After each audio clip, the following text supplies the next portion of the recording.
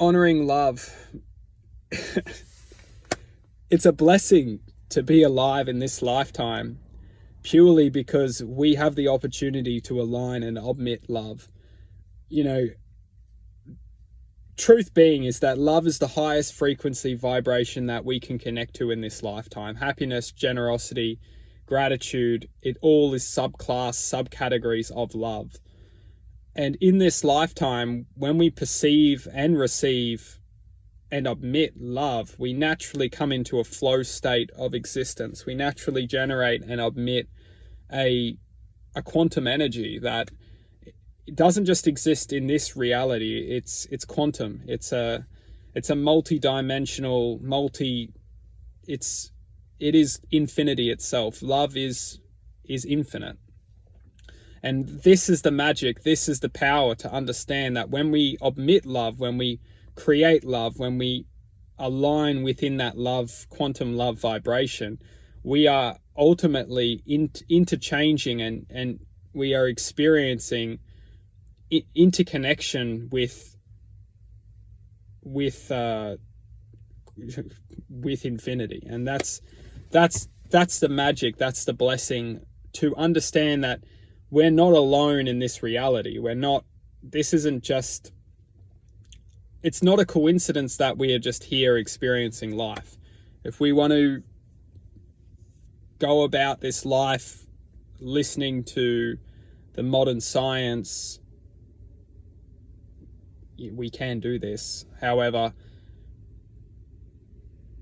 it's up to us as individuals to discover and to acknowledge very basic principles that can allow us to awaken to certain attributes of ourselves which need fulfilling. You know, we can live our lives listening to and studying and learning knowledge or what we perceive to be knowledge or truth. However, if we don't align to ourselves, we will live a life of disconnection, and we will live a life of potentially disappointment, which can manifest into into infinite experiences of self. It's up to us as individuals to align with our true self, which ultimately is love and the essence of love. And this is something that we're not taught. We get taught everything else, but we don't get taught this at school, at least. We have to go in search of it ourselves. And that just leaves us questioning a lot of things. Is that why are we not taught the power? Well, we are. We know how love can be powerful and how love can be great, beautiful, blissful. It can be fantastic, awesome. It can be magical. But at the same time, this very same experience can be the counter opposite. It can be painful. It can be hurtful. It can be heartbreaking. It can be tragic. It can be, and it's very interesting when we look at this, how love can be the best and it can also be the worst.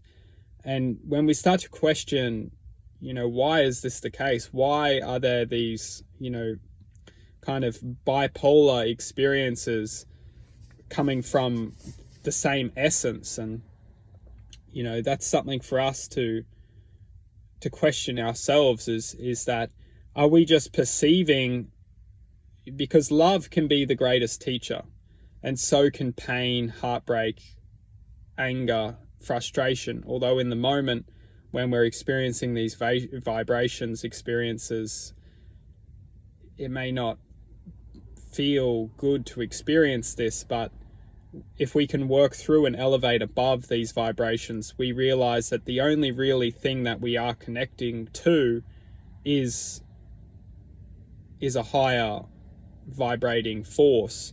And that vibrating force is effectively love. It's the essence of love, and it's the power of understanding that within us all lives this infinite essence of love, and it's up to us to unite and reunite with this vibration.